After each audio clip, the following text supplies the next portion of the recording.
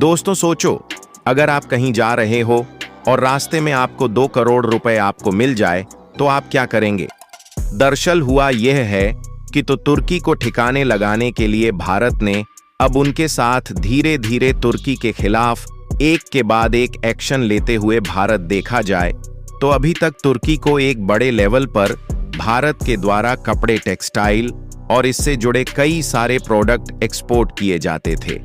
लेकिन अब Indian exporter द्वारा तुर्की और अजरबैजान को एक्सपोर्ट होने वाले कपड़े पर रोक लगाया जा चुका है और यही कपड़े और टेक्सटाइल के प्रोडक्ट कहीं और नहीं बल्कि अब ब्रिटेन भेजे जाएंगे, और वह भी ज्यादा फायदे के साथ, क्योंकि ब्रिटेन की मार्केट में भारत को कपड़े और टेक्सटाइल के प्रोडक्ट एक्सपोर्ट करने के लिए अलग से कोई भी एक्सटर्नल टैक्स नहीं चुकाना पड़ेगा।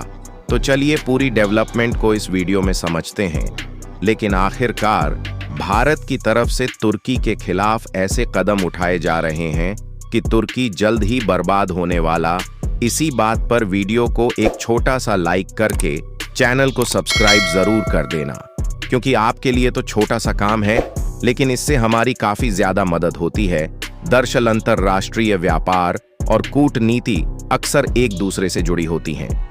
जब दो देशों के बीच किसी तीसरे देश से जुड़ा राजनीतिक या सामरिक मतभेद सामने आता है तो उसका असर केवल राजनीतिक या सैन्य क्षेत्रों तक सीमित नहीं रहता, बल्कि वह व्यापार, पर्यटन और सांस्कृतिक आदान प्रदान जैसे क्षेत्रों को भी प्रभावित करता है। भारत और तुर्की के बीच हाल की परिस्थितियां इसी परिप्रेक्ष्य में देखने योग्य हैं। भारत ने कुछ समय पहले एक सीमा पार सैन्य अभियान ऑपरेशन सिंदूर को अंजाम दिया था। इसका उद्देश्य आतंकवाद से जुड़े ठिकानों को निष्क्रिय करना था। यह ऑपरेशन पाकिस्तान में स्थित लक्ष्यों को केंद्रित करता था। इस कार्रवाई के बाद तुर्की और अजरबैजान ने पाकिस्तान का समर्थन किया। यह रुख भारत में अनेक समूहों को उचित नहीं लगा। इसके बाद विभिन्न व्यापारिक और नागरिक स्तरों पर तुर्की और अजरबैजान के उत्पादों के प्रति असहजता उत्पन्न हुई। भारत में प्रमुख ई-कॉमर्स कंपनियों ने अपनी ओर से निर्णय लेते हुए तुर्की से जुड़े ब्रांडों को हटाना शुरू किया। माइंट्रा ने ट्रेंडियोल ब्रांड के उत्पादों को हटाया। यह ब्रांड विशेष रूप से महिलाओं के परिधानों के लिए जाना जाता है। रिलायंस ने तुर्की स्थित अपने कार्यालय को बंद कर दिया और तुर्की की कपड़ा कंपनी किवांच टेक्सटाइल के साथ अपनी साझेदारी समाप्त की। भारत की कई प्रमुख यात्रा कंपनियों ने तुर्की और अजरबैजान के लिए सेवाएं सीमित कीं। तुर्की, अजरबैजान और चीन के लिए यात्रा बुकिंग पर रोक लगाई। इन कंपनियों ने अपने निर्णयों को व्यावसायिक नीति और उपभोक्ता प्रवृत्ति के अनुरूप बताया।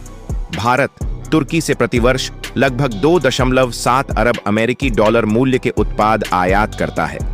इसमें प्रमुख रूप से वस्त्र, खनिज ईंधन, रसायन, कीमती धातुएं और मशीनरी शामिल हैं।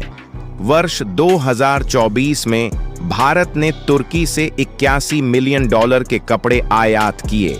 अब तक भारत सरकार ने तुर्की या अजरबैजान के साथ व्यापारिक संबंधों पर कोई आधिकारिक प्रतिबंध नहीं लगाया है, लेकिन निजी कंपनियां और संगठन अपने स्तर पर नीतिगत फैसले ले रहे हैं जो संवेदनशील कूटनीतिक संदर्भों और जन भावना के बीच संतुलन स्थापित करने का प्रयास है।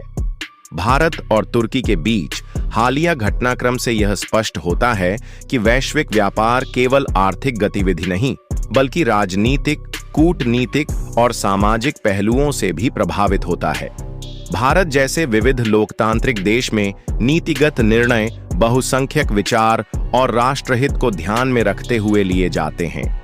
इन घटनाओं से यह भी सिद्ध होता है कि सार्वजनिक भावनाएं, संगठनात्मक नीतियां और अंतरराष्ट्रीय संबंध तीनों मिलकर एक राष्ट्र की विदेश नीति और व्यापारिक रणनीति को आकार देते हैं।